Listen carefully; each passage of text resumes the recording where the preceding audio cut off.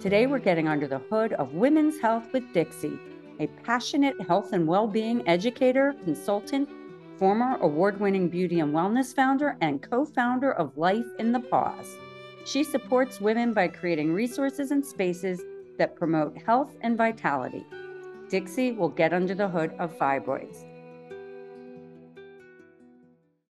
So I was diagnosed with uterine fibroids at 42, officially at 42. And I say that because I knew I was experiencing uterine fibroids, but kind of held off going to the doctor. And so when I did go to the doctor at 42, they confirmed what I had already known and suspected. Yeah, it was just weird. One day I was just hit with stomach pains. I never had excessive periods before. It was never an issue for me. I never had heavy or excessive bleeding. And then one period month, I had the worst bleeding, heavy clots. I would have back pains accompanying those symptoms as well. And they all happened simultaneously. So every time my period came from that point on, it was with all of these symptoms together. So pain in my stomach, pain in my back, sharp pains going down my legs because of the nerve. The fibroids were big and touching nerves. So there was that.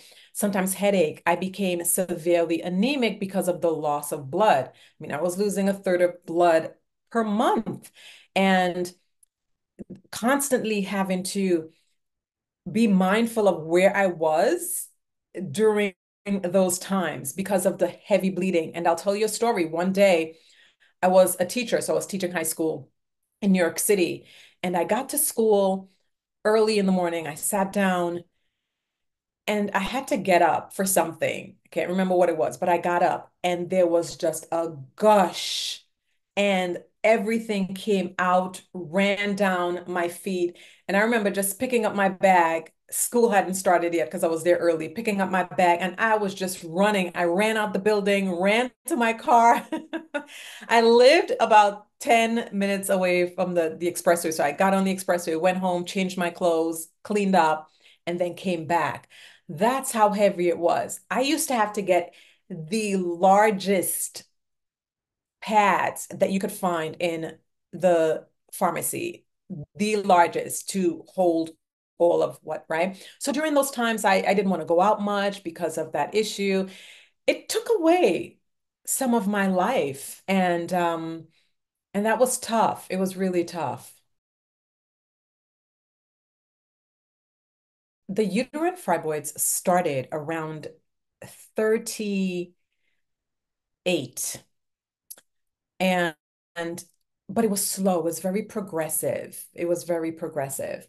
And I didn't have extreme pain at the time, but I did notice my periods were heavier than usual. It wasn't heavy enough to be alarming for me to go to the doctor, but I did notice the change. I noticed the change. I noticed a little bit of clotting, but I just chalked it up as, oh, you're getting older and this happens. But when it started to become excessive and the pain started to become unbearable, and I'm a teacher, I'm a biology teacher. I know about uterine fibroids, and I would touch my stomach and it was tender to the touch. I knew it. I was like, girl, you've got uterine fibroids. You better go get this thing checked out. I think it was me just not wanting to go. I just didn't feel like going to the doctor. And I was like, I'm gonna go. And I kept putting it off. I kept putting it off, putting it off. And I couldn't anymore. I was like, get to the doctor. This is not good. And that was prior to this my self-care sabbatical. So I think it was all within this time that I started really coming into my own and recognizing for myself that I needed to embrace my health and my well-being fully. And I needed to, like I said, I needed to take action. I needed to be in awareness. I was in awareness, but I just was not acknowledging what I was aware of. And so that prohibited me from going to the doctor. But the minute I acknowledge that, girl, you have uterine fibroids and you know the ramifications of that, get thee to the doctor, that's when everything changed. And so I went to the doctor. But leading up to that, it was just, I think I was just being stubborn. The symptoms were there, everything was clear, but I needed to go get that official diagnosis, which I did eventually. I managed it. I shouldn't have had managed it, but again, I think it went back to this, to me liking to sit with things. And I sat with that longer than I should have in retrospect, right? I sat with it because I kept thinking, this is going to pass because I don't know why this is happening. Like early on, I would say, like within the first year when I started noticing the changes happening, I was like, oh, this is going to pass because the symptoms weren't extreme enough for me to go to the doctor and say, hey, I have uterine fibroids. It's when they started to exacerbate that I started realizing, yeah, this is all of the signs point to uterine fibroids, but I just dealt with the pain. And I hate saying things like, I have a high tolerance for pain. I don't like having a high tolerance for pain because who wants to be in pain, right? And that was painful. Unlike menopause, which was not painful, has not been painful to this day, that was painful. Yeah. But in retrospect, what I've learned is that it was the beginning of perimenopause. My doctor initially recommended that I have a partial hysterectomy because of the location of the fibroids in my uterus.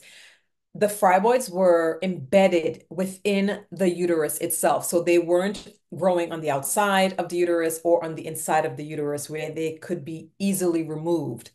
And so removing them would be like hacking them out. And so none of the surgeries, the traditional types of surgeries, were ideal for me. And so she arrived at the conclusion that only a partial hysterectomy would make me feel better.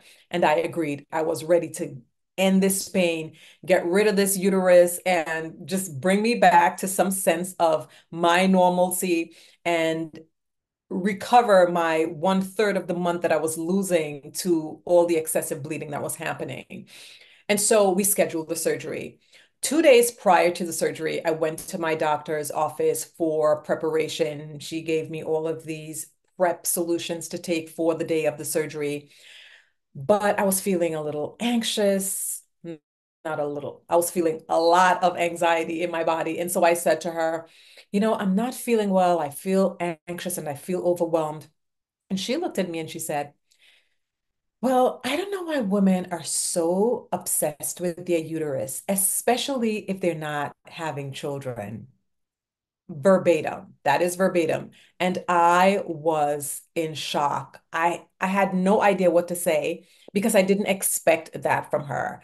I asked, well, I confided that I was feeling anxiety and I wasn't feeling well because I guess I wanted some sense of security. I wanted her to have some empathy and to sort of hold my hand through the process and say the right words going into the surgery. And she didn't do that.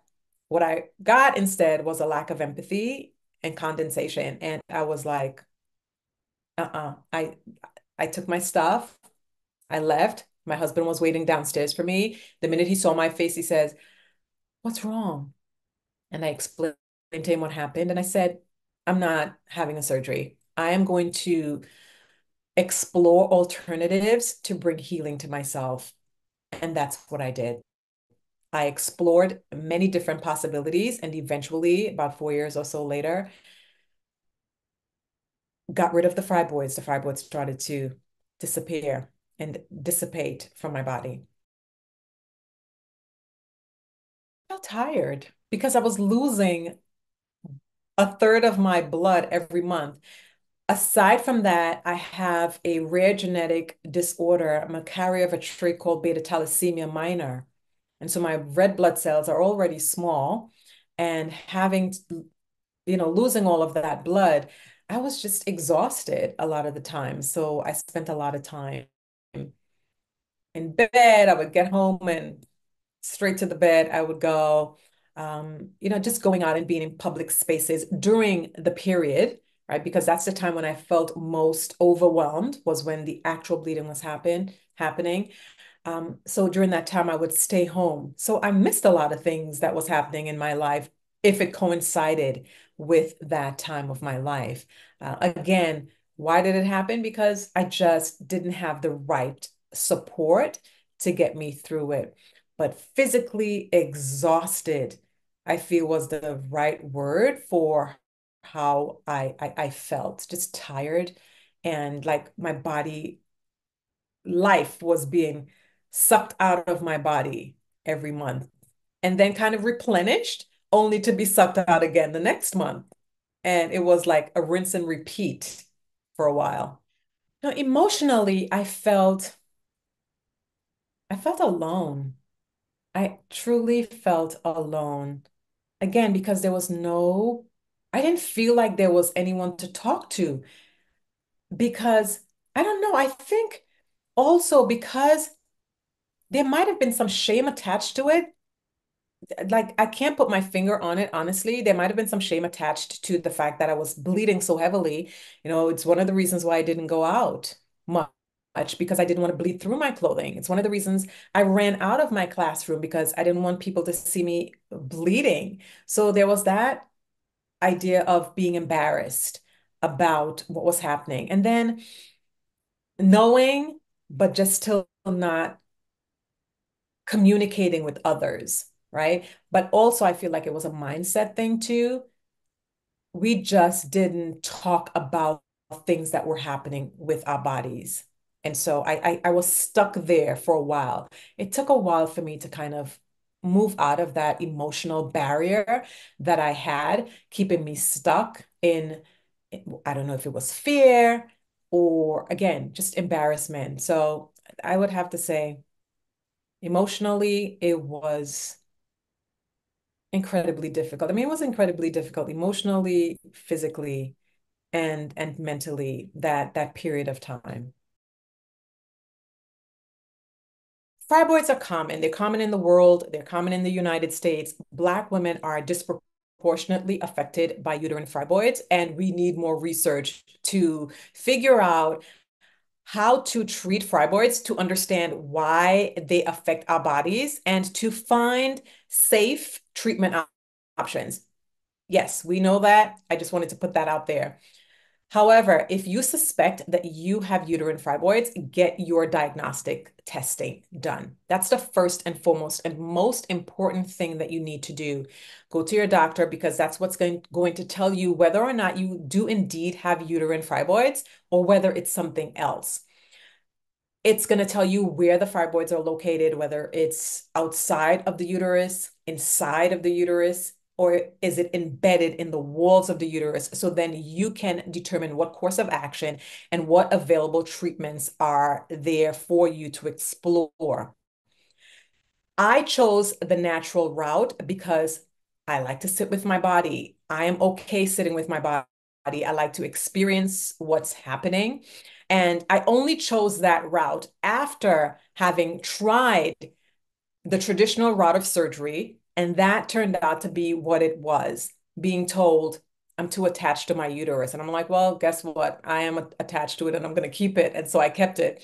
And I began to explore different alternatives, such as nutrition, monitoring what I put into my body. So I would invite you to do the same. Monitor what you put into your body. Pay particular attention to your diet. So foods that are high in estrogen, you might want to consider not consuming those. Beauty products, wellness products that have xenoestrogens in them, and even things in your households that have xenoestrogens, you might want to omit them or get rid of them from your home, get rid of them from your skincare products. Those are things that I did. Exercise and movement is super important. Finding some source of exercise, whether it's walking, running, Tai Chi, Qigong, yoga, kickboxing, whatever works for you, find some time to do that. Then there is restorative practices, which is super important because this is the thing that is going to bring your body to a place of calm. When your body is in parasympathetic, safe, rest, repair, and digest mode, beautiful things can happen. Healing can happen, right? moving your body from chaos to calm with some deep diaphragmatic breathing can make all the difference in terms of how your body responds to stress. It is super important to have a self-care plan and document that self-care plan. I love documenting things, write things down, get a diary, write down your symptoms, write down the things that you're doing because you'll need to rinse and repeat and refine those things. And you'll see some things are working and you'll see some things are not working. So get really clear about what those things are, do them, monitor yourself and how you're feeling. Of course, keep your doctor in the loop. And that's if you're going through the natural route. There are supplements that you can take to nourish your body.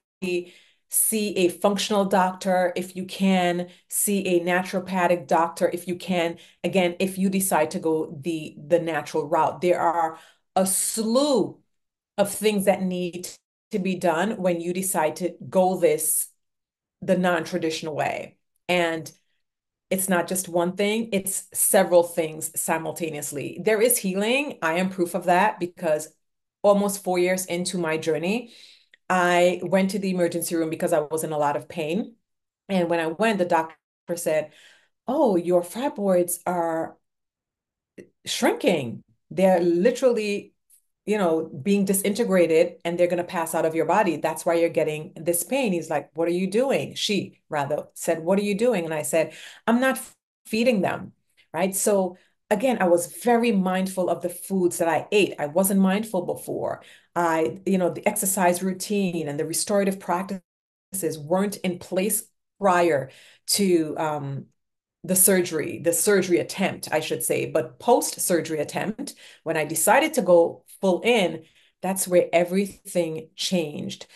So again, you have to tap in and ask yourself, what are some of the things that matter to me?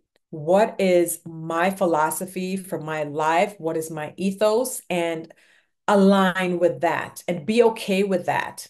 And so you have to stand for that and be able to support that with your actions, whatever those actions are going to be. Seek support. That's the next big thing. Don't try to do this alone because you'll find yourself, yeah, maybe you might get some answers, but it's harder. Mentally, it's harder.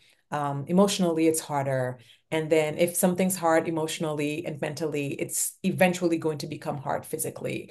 And so definitely seek support from groups, from physicians, talk to your friends about it, ask your family members if they had uterine fibroids, how did they deal with it? Because trust me, somebody's got it and they did something about it and you just don't know because you didn't ask and they're not telling. So ask, be curious, ask, and have those conversations because it's what's going to move you through the process, especially if you decide to do it naturally. Now, if you don't decide to do it naturally, then find a physician that you feel comfortable with. Get a second opinion, get the best person on your or the best people on your team that you think are working on your behalf for your safety and your well-being, and take it from there.